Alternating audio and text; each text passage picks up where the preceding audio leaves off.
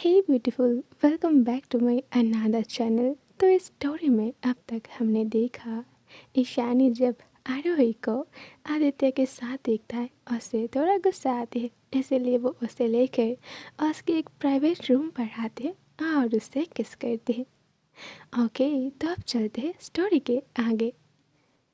ईशानी धीरे धीरे उसकी वेस्ट के ऊपर से क्लॉथ को हटाकर उसे टच करती है।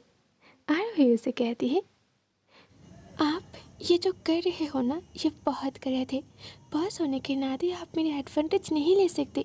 क्या आपको नहीं लगता कि आप हद से ज़्यादा पढ़ रहे हो?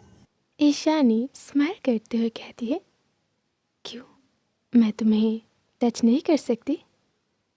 नहीं, आप मुझे टच क्यों करेंगे? मैं आपकी कौन लगती हूँ? क्या मैं आपकी गर्लफ्रेंड हूँ? गर्लफ्रेंड? नहीं, तुम मेरी गर्लफ्रेंड तो नहीं हो, पर अगर तुम चाहो तो मैं तुम्हें बना सकती हूँ। नहीं, मुझे आपकी गर्लफ्रेंड बनने का कोई शौक़ नहीं है और जस्ट लीव मी, मुझे अपने घर जाना है। तो तुम्हें घर जाना है? नहीं, मैं तुम्हें जाने नहीं दूँगी और आज पूरी रात तुम यही मेरे साथ रहोगे। फिर वो उसके दोनों हैंड को बेड से लॉक कर देती है, फिर सोफे पर आके बैठ जाती है और एक सिगरेट ऑन करके वो किसी को कॉल करती है। हेलो, क्या काम हुआ? फ़ोन के दूसरी ओर से उसके कुछ बॉडीगार्ड्स उसे इन्फॉर्म करता है कि नहीं। ईशानी गुस्सा हो जाती है। व्हाट द हेल, अभी तक काम नहीं हुई है? तुम लोग किस बात के पैसे लेते हो? जल्द से जल्द मेरा काम हो जाना चाहिए, नहीं तो कल से तुम लोग मेरे सामने नहीं आओगे। वो गुस्से में कॉल कट कर देती है और स्मोक करना स्टार्ट कर देती है। इधर आरोही तो बार बार अपनी हैंड को छुड़ाने की कोशिश करते हुए कहती है कि आप मुझे लॉक करके क्यों रखे हो? मुझे अपने घर जाना है, जस्ट लीव मी। वो बार बार चिल्ला रही थी। ईशानी को बहुत गुस्सा आने लगती है, तो वो सिगरेट को प्लेट में रख के उसकी ओर जाती है। शट आप, ओके? मेरा दिमाग मत खाओ। अगर मुझे गुस्सा आ गया ना, तो तुम्हें इसकी कीमत चुकानी होगी। और तुम चाहते क्या हो? कि मैं तुम्हारे साथ कुछ गलत करूं? अगर नहीं चाहते तो चुपचाप यहीं पर लेटे रहो।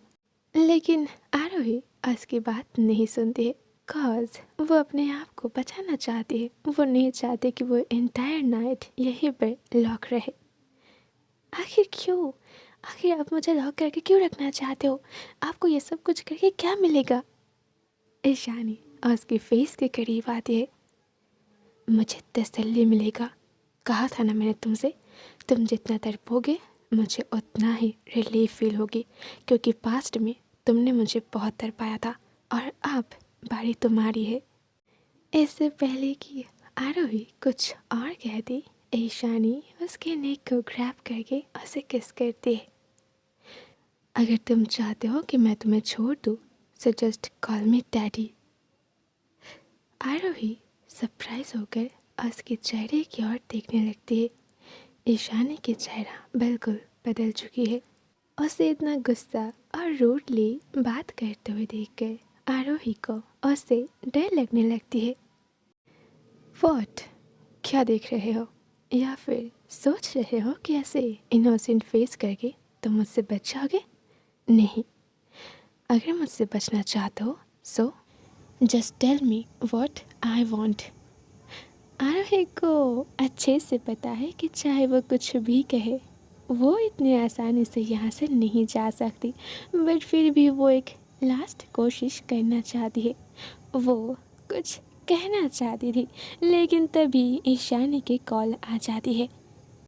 गॉड, हमेशा गलत टाइम पर ही कॉल आ जाती है। You just give me some times, okay? I will be back. फिर वो आरोही के चेक पर किस करके कॉल को रिसीव करने जाती है। व्हाट? उसके बॉडीगार्ड्स उसे इन्फॉर्म करता है कि काम हो गया है। तो ये बात सुनकर वो स्माइल करते हुए फ़ोन को टेबल पर रख देती है और फिर से आरोही की तरफ जाती है। तुमने तो कहा था कि तुम्हें आदित्य से प्यार नहीं है, पर मुझे तो कुछ और ही सुनने को मिला। अब मुझे बस ये जानना है, क्या तुम मुझसे झूठ बोल रहे हो या फिर मैंने गलत सुना?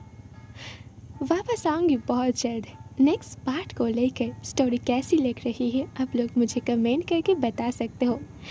Bye bye.